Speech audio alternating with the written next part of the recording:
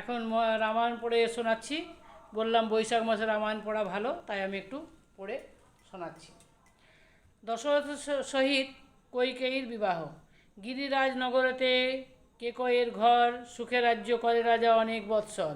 কৈকেয়ী নামেতে কন্যা পরমা সুন্দরী, তার রূপে আলো করে সেই রাজপুরী।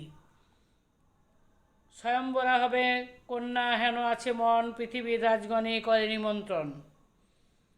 দূত যায় দশরথে আনিতে সত্তর, শীঘ্রগতি গেল দূত অযোধ্যানগর।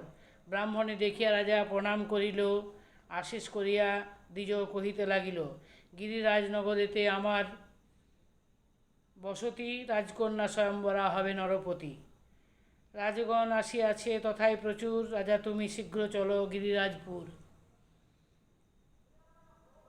স্বয়ম্বর স্থান যে করিল সুশোভন, সংবাদ পাইয়া রাজা চলিল তখন। রথবেগে দশরথ গেল সভাস্থানে, সভা করে রাজগণ বসেছে সেখানে। ধন্যবাদ।